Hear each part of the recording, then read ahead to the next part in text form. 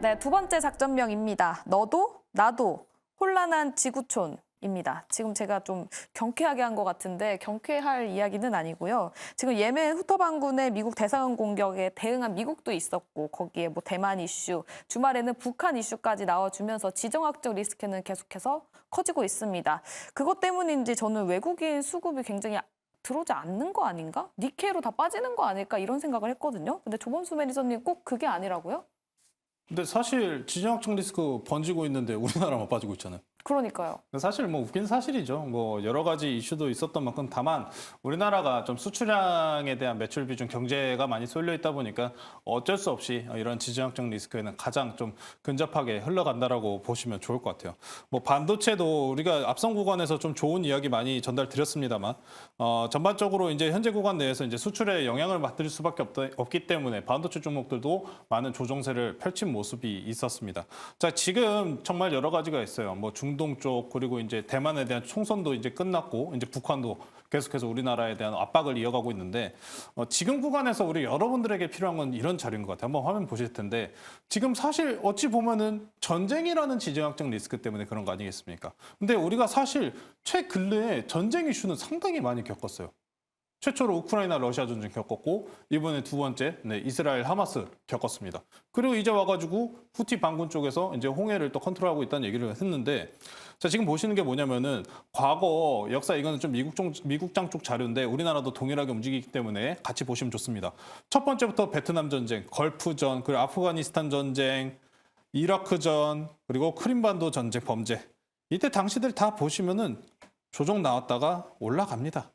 지금 구간도 마찬가지예요. 우리나라가 지금 수출 국가다 보니까 shipping 비용 오릅니다. shipping 비용 올라가고 유가 올라가면 어떡하냐라는 우려감으로 좀 이런 매도. 게다가 뭐 대만이 지금 총선 관련해서 친중이 되면 어떡하냐, 친미가 되면 어떡하냐라는 관점도 계속 불러일으키면서 사실 재밌는 점은 반사수에는 결론적으로 대만에 대해서 리스크가 부각이 된다면 투트랙 기반으로는 반사수에 받는 건 우리나라 삼성전자입니다. 그럼에도 불구하고 일단 우려감으로 좀 빠지는 모습까지 보여줬던 만큼 사실 고가권 내에서 차익으로 보시면 되고 우리가 이런 조정에서 제일 걱정해야 될 때는 어느 때면 저는 이 시장에서 탈출하고 이 시장이 완전히 무너진다라고 하는 시나리오 딱 두 개밖에 없는 것 같아요. 뭐죠? 세계 3차 대전이 일어나건가 네. 아니면 중국이 대만 공격하면서 북한도 우리나라에 쳐들어오는 거. 아, 그거 말고는 지금 이런 조정 구간에서는 크게 걱정하실 필요는 없을 것 같습니다. 우리가 기본적으로 현재 수출 동향 기준으로 우리나라의 현재 구간을 확인해 보시면은 미국 26%, 중국 32%, 그리고 유럽 같은 게 17%입니다.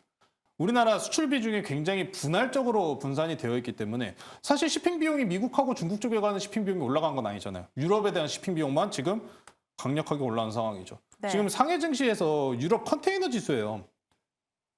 유럽 창만 많이 올라가는 모습입니다. 안 좋은 거는 유럽이고 지금 이런 흐름에 겹쳐가지고 우리나라가 사실 어찌 보면은 좀 급등락이 사실 프리미엄을 붙인다고 하고 시장은 원래 항상 선행한다는 이야기를 하지만 그 선행 구간 이후에 우리나라 항상 조정폭이 깊게 나왔던 만큼 사실 우리가 뭐 1월 효과에 대한 부분도 이야기했지만 12월 달 구간에 코스피 지수가 대략적으로 7%가량 올랐습니다. 그 7% 오른 거를 일부 1월 달에 그럼 반납을 했을 뿐이고 작년 때 당시에 보시면 12월 때 하락폭이 깊게 나왔어요. 네. 그럼 1월 때 그때 1월 효과 나왔습니다. 네. 반발적인 모습이 나왔을 뿐이에요. 12월 달 올라갔으니까 1월 달 조정 나오고. 작년에는 12월 달 조정 나왔으니까 1월 달 상승 나온 거예요. 그 정도로 지금 일단 보셔야 되지. 이 너무 이제 우리 많은 분들이 그러면은 12월 달 안 오는 거 아니냐라고 이제 착각하는 이유가 그거예요. 다 안 올라갔으니까. 네. 산타랠리 효과 이야기하면서 다 안 올라가고 일부 종목만 올라갔기 때문에 그런 평가를 펼치는 거지. 기본적인 지수 내에서는 올라갈 건 다 올라갔다는 겁니다. 자, 그럼 이제 여기서 우리나라에 대한 리스크를 짚어봐야 될 게 물론 여러 가지는 있겠지만 유가 그리고 천연가스 반등 봐야 되는데 실질적으로 천연가스 수출 국가는 러시아, 중동 그리고 미국이 있습니다. 근데 자세히 잘 생각해 보셔야 되는 거는 왜 제가 유럽만 안 좋다고 얘기하냐면은 러시아가 우크라이나 러시아 전쟁 때문에 천연가스 수출을 다 어디로 돌렸어요? 중국으로 돌렸어요. 네. 자, 그러면은 유럽은 어디서 받아옵니까? 다 미국에서 쇼핑으로 받아오는 거란 말이에요. 그러니까 천연가스만 올라가고 유가는 안 올라가는 겁니다.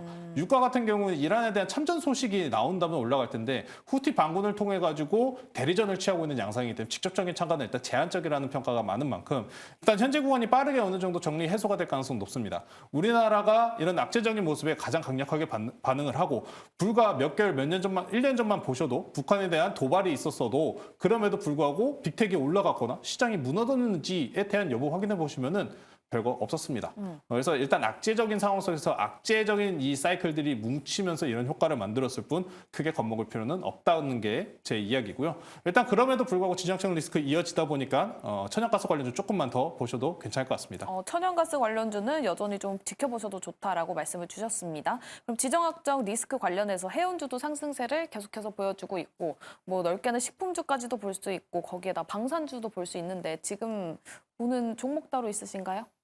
실질적으로 근데 종목으로 접근하기 좀 어려워요. 천연가스주 보라면서요. 테마잖아요, 근데. 아, 테마성이고 이미 많이 올라갔어요. 우리나라에서 오늘 유가랑 천연가스 관련해가지고 안정적인 수급이 이루어지고 있다는 발표가 이미 나왔기 때문에 솔직히 테마성으로 바라보셔야 되고 내가 만약에 그럼에도 불구하고 이란이 참전할 가능성을 본다. 나는 유가 상승에 베팅하고 싶다라고 하시는 분들은 지금 상황에서는 ETF에 베팅하시는 게 가장 좋은 선택일 것 같습니다. 알겠습니다. 지정학적 리스크와 관련해서 조범수 매니저와 이야기 나눠봤고요. 정종택 매니저님도 여기에 첨언하실 게 있으신지. 네, 저는 이제 전쟁 리스크로 인해서 물동량 운임이 높아지고요. 이걸 그로 인해서 이제 물가가 좀 자극될 수 있다는 우려감. 그러니까요. 뭐 지난번처럼 유가가 뭐 100불을 다시 간다거나 그런 수준은 아닐 것 같고요. 일시적인 좀 노이즈로 좀 시장을 좀 출렁임하는 정도의 좀 테마 이슈로 좀 보시는 게 맞을 것 그럼 같습니다. 유가가 다시 뭐 800달러 이렇게 이야기가 나오면 차. 아닙니다. 저는 100달러까지는 안 보고요. 네. 80불 정도만 지켜주면 충분히 뭐 잘 지켜놓은 가격이라고 좀 얘기 드리겠습니다. 80불. 그럼 관련 종목도 보시는 거 있으신가요? 저도 이미 테마성으로 많은 종목들 좀 올라갔거든요. 뭐 해상도 마찬가지고요. 육상도 마찬가지고요. 그렇기 때문에 좀 천천히 이쪽은 보셔도 되겠습니다. 알겠습니다. 두 분 모두 지정학적 리스크 관련해서는 보시는 종목이 따로 없다고 합니다. 조범수 매니저는 지금 많이 또 테마성으로 올라왔기 때문에 아직까지는 지켜보는 게 좋다라고 말씀을 주셨고요. 굳이 좀 보고 싶다 하시는 분들은 천연가스 관련주들 주의 깊게 보시면 좋겠습니다. 그럼 세 번째 작전으로 넘어가 보도록 할게요.